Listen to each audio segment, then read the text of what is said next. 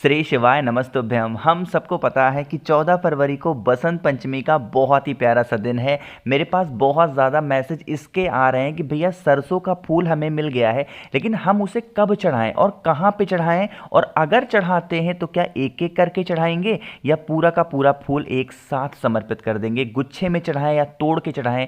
तो इसी की बात इस वीडियो में करने वाले हैं, जो कि पूज्य गुरु जी की कथा से सुन के बहुत अच्छे से आपको समझाऊंगा। ठीक है, देखो यह उपाय सिर्फ और सिर्फ बसंत पंचमी पे ही करते हैं। साल में एक ही बार बसंत पंचमी आती है, तो गलती मत करना, वरना फिर पूरे एक साल इंतजार करना पड़ेगा। ठीक है, चलो। तो बसंत पंचमी पे हम लोग सबसे पहले इस उपाय को समझो, या फिर आप समझो कि इस काम को कैसे करेंगे। यहाँ पे आपके सामने सरसों का फूल दिख रहा है। सबसे पहले मैं ये बात कर लेता हूँ कि भैया हमें 31 वाला उपाय करना है और हमें 108 वाला उपाय करना है। तो जो 31 फूल हमें चढ़ाने हैं, क्या उन्हें हमें एक एक करके चढ़ाने हैं या 108 वाले जो चढ़ाने हैं उन्हें कैसे चढ़ाने हैं। देखो यहाँ पे दो नियम है। पहला नियम तो ये है कि आपको लेना है सरसों का फूल, और दूसरा नियम ये है कि आपको यह समर्पित करना होगा महादेव के शिवलिंग के पास में। आज के टाइम पे यह देखा गया है कि महादेव के मंदिर में बहुत ज्यादा मात्रा में भीड़ होती है, मानते हो।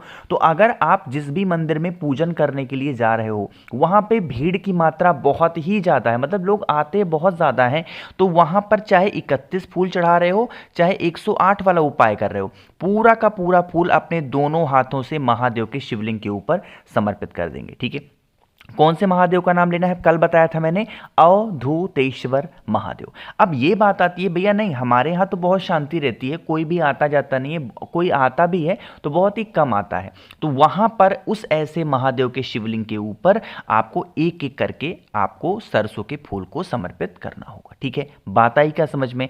सरसों के फूल का एक नियम है, अगर नहीं मिलता है सरसों का फूल, कल मैंने बताया था अनाज का दाना ले सकते हो, या फिर आपकी इच्छा हो तो उसकी जगह पे सफेद फूल भी ले सकते हो। ठीक है, करिएगा जरूर इस उपाय को, है ना। तो यहां पे हम लोगों ने सरसों के फूल से रिलेटेड सारी चीजों को समझ लिया है।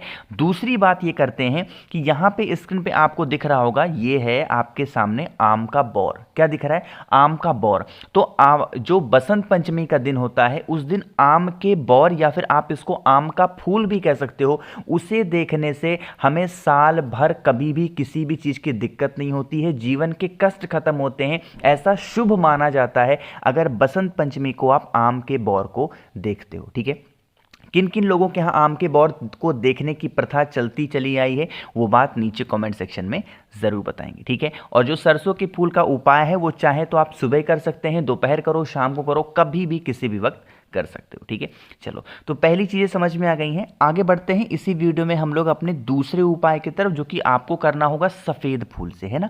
ये जो उपाय है ये आपको दो चीजों में काम आएगा। पहला तो अगर आपके घर में धन संपदा की बहुत ज्यादा कमी है, माँ लक्ष्मी का वास नहीं होता, तो धन की कमी पूरी होगी। दूसरा, अगर आपको कर्ज की समस्या बहुत ज्यादा बढ़ गई है, तो आपकी कर्ज की समस्या भी धीरे धीरे करके खत्म जरूर होगी। ठीक है, उसके लिए क्या करोगे, आपको लेना होगा इस तरीके से सफेद फूल। सफेद फूल कितने लेने हैं, 7 सफेद फूल, गिन करके 7 सफेद फूल, कोई भी वो फूल हो, बस वो फूल सफेद होना चाहिए। एक तांबे का लोटा लेना जिसमें जल भरना, और पंचमी तिथि यानी कि बसंत पंचमी के दिन पहुंच जाएंगे शाम के टाइम पे प्रदोष काल में महादेव के शिवलिंग के पास में। फेस रखना होगा उत्तर दिशा, नॉर्थ डायरेक्शन। जो आपके पास में एक लोटा जल है, वो महादेव के शिवलिंग के ऊपर समर्पित कर देंगे, श्री शिवाय नमस्तुभ्यम का ध्यान करते हुए, जप करते हुए। ठीक है, पहला काम आपको समझ में आएगा, क्या करना है, पहले जल चढ़ाना है। बाद में आपके पास में 7 सफेद फूल हैं, अरे हैं कि नहीं है, तो उन 7 सफेद फूलों को आपको क्या करना है, यहीं पे जो जलाधारी होती है, उसी जलाधारी पे आपको अच्छे तरीके से उनका श्रृंगार करना है। जब श्रृंगार कर रहे हो तो यहाँ पे महादेव का एक बहुत ही स्पेशल सा और बहुत ही प्यारा सा नाम बोलना होगा, और वो नाम है अवधूतेश्वर महादेव। कौन से महादेव, अवधूतेश्वर महादेव के नाम से उन 7 सफेद फूलों को समर्पित करेंगे। हाथ जोड़ेंगे, महादेव के सामने विनती करेंगे कि हे महादेव, इस बसंत पंचमी पे हम ये उपाय कर रहे हैं जिससे हमारे घर में धन संपदा की जो भी कमी है वो पूरी हो जाए, कोई भी कमी धन को रिलेटेड ना हो, और जो हमारी कर्ज की समस्या बढ़ती चली जा रही है, आप हमारी कर्ज की समस्या को भी दूर करें। जैसे भी अब तक प्रार्थना करते चले आए हो, जैसे भी प्रार्थना करते हो वैसे प्रार्थना कर लेना और फिर चुपचाप अपने घर की तरफ चले जाना, ठीक है। बसंत पंचमी का पर्व है, साथ ही साथ गुप्त नवरात्रि भी चल रही है जो कि पंचमी तिथि पड़ रही है, दोनों का शुभ संयोग बन रहा है, तो उपाय को ज़रूर से ज़रूर करना है, ठीक है, समझे। चलो आगे बढ़ते हैं इस वीडियो में। अब हम लोग अपने तीसरे उपाय की तरफ। तीसरा उपाय क्या है, हमें कौन सी चीज़ों से करना है और क्या फ़ायदे होंगे, उससे पहले जल्दी से कर दीजिए वीडियो को लाइक, और जितने भी भाई बहन मेरी इस आवाज़ को पहली बार सुन रहे हैं चैनल को ज़रूर सब्सक्राइब करेंगे, ठीक है। समझिएगा इस उपाय को।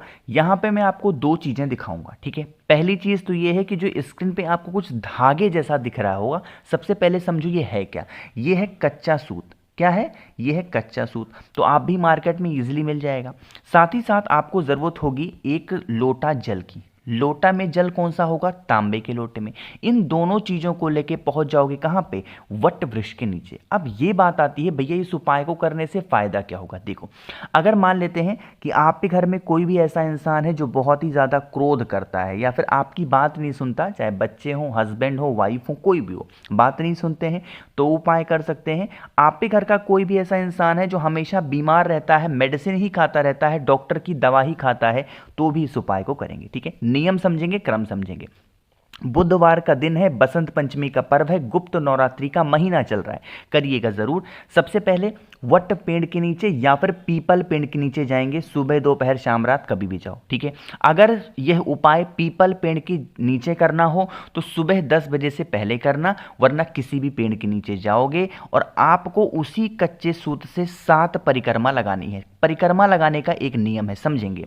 जैसे मान लेते हैं कि आप यहाँ पे खड़े हो और इसी स्थान से आपने परिक्रमा लगाना स्टार्ट किया, लोटे को हाथ में लेंगे और आपको एक परिक्रमा जब आप पेड़ की लगा दें, यहाँ पे आके रुकें तो थोड़ा सा जल यहाँ पे गिरा दें, ठीक है। फिर यहाँ से चलें कच्चे सूत को लेकर के, फिर एक परिक्रमा लगाएं, फिर थोड़ा सा जल गिरा दें, फिर यहाँ से चलें, फिर थोड़ा सा घूम करके आएँ, फिर थोड़ा जल गिरा दें। और जब जल गिराओगे तो जो इंसान आपके घर में बीमार है या फिर क्रोध करता है, उस इंसान का नाम और गोत्र भी ज़रूर बोलेंगे। इसी तरीके से आपको परिक्रमा कर लेनी है। कितनी बार करोगे, 7 बार आपको परिक्रमा करनी होगी, ठीक है। करके देख लीजिएगा। इस बसंत पंचमी के पर्व पे आपके बच्चे की जो माइंड सेट होगी वो धीरे धीरे करके सुधर जाएगी। लाइफ में उसे पीछे मुड़ के देखने की ज़रूरत नहीं पड़ेगी, ठीक है, समझे आप। तो यहाँ पे हम लोगों ने 3 उपाय की बात कर ली है। एक बहुत ही छोटे और आखिरी उपाय की बात कर रहे हैं जो कि चौथा उपाय है ना। जब भी बुधवार का दिन आता है अक्सर ये उपाय मैं आपको याद ज़रूर दिलाता हूँ, क्योंकि यह है हमारी फैमिली, हमारे परिवार में खुशियों को लाने के लिए। इंसान कितना भी पैसा कमा ले या फिर किसी के पास कितना भी कुछ भी हो, अगर फैमिली परिवार में खुशियाँ नहीं है तो वो सारी चीज़ें बेकार मानी जाती हैं, ठीक है। तो परिवार में खुशियाँ कैसे लाओगे, इस बुधवार की पंचमी तिथि पे आपको लेना होगा इस तरीके से चावल। पका हुआ चावल नहीं लेना है, कच्चा चावल लेंगे और उस कच्चे चावल को एक छोटी सी किसी कटोरी में डाल के भिगा देंगे। 10 से 20 मिनट भिगा देना। भिगाने के बाद में इस कच्चे चावल को अच्छे तरीके से पीस देंगे, इसकी उपटन बनवा लेंगे, ठीक है। पीस लिया चावल को। चावल को पीसने के बाद में इसमें 2 चीज़ें मिलानी है। वो 2 चीज़ें कौन सी हैं, पहला तो आपको मिलाना होगा थोड़ा सा पीला चंदन, दूसरा आपको मिलाना होगा थोड़ी सी हल्दी, ठीक है। उन दोनों चीज़ों को मिलाएंगे और उस उपटन को पीला कर देंगे। मिक्स कर दिया, उपटन को लेंगे और एक तांबे के लोटे में जल भरेंगे और इन सभी चीज़ों को लेके पहुंच जाएंगे महादेव के शिवलिंग के पास में। सुबह दोपहर शाम रात कभी भी जाओ। फेस रखना होगा उत्तर दिशा, नॉर्थ डायरेक्शन। जो आपने उपटन तैयार किया हुआ है उसका लेपन महादेव के शिवलिंग के ऊपर बहुत ही अच्छे तरीके से करेंगे। जब यहाँ पे करोगे तो आपको हाटकेश्वर महादेव का नाम लेंगे। किसी भी हठ को दूर करने के लिए या फिर किसी भी प्रकार की समस्या को दूर करने के लिए हाटकेश्वर महादेव का नाम लिया जाता है। लेपन कर देंगे बहुत ही ज़्यादा अच्छे तरीके से। लेपन करने के बाद में जो आपके पास में 1 लोटा जल है, उस 1 लोटे जल को 7 बार में समर्पित करेंगे। पूरा का पूरा जल एक ही बार में समर्पित नहीं करेंगे, 7 बार में जल को समर्पित करना होगा। जल समर्पित करने के बाद में ये जो उपटन आपने समर्पित किया था इसमें से थोड़ा सा निकाल लेंगे, लेके चले जाएंगे आप अपने घर पे। जो आपके घर का मेन गेट होगा वहाँ पर उसकी 1 बिंदी लगा देंगे। कोई सी भी निगेटिव एनर्जी कभी भी आपके घर में प्रवेश नहीं कर पाएगी। फैमिली परिवार में हमेशा खुशियाँ बनी रहेंगी, कभी भी लाइफ में आपको कोई भी दिक्कत नहीं होगी, ठीक है। कोशिश की मैंने आप सभी को बहुत ही अच्छा, बहुत ही प्यार से समझाने की। बसंत पंचमी का पर्व है, उपाय ज़रूर करेंगे। तो वीडियो पसंद आई हो तो लाइक करेंगे, कुछ पूछना है नहीं समझ में आया नीचे कमेंट सेक्शन में पूछ सकते हैं। और जितने भी भाई बहन इस आवाज़ को पहली बार सुन रहे हैं, चैनल को ज़रूर सब्सक्राइब करेंगे। फ़ोन पे बातें करनी है तो हमें इंस्टाग्राम या फिर फेसबुक फॉलो कर सकते हैं, जिसके लिए सर्च करना होगा द नेचुरल प्लैनेट 108। श्री शिवाय, नमस्तुभ्यम।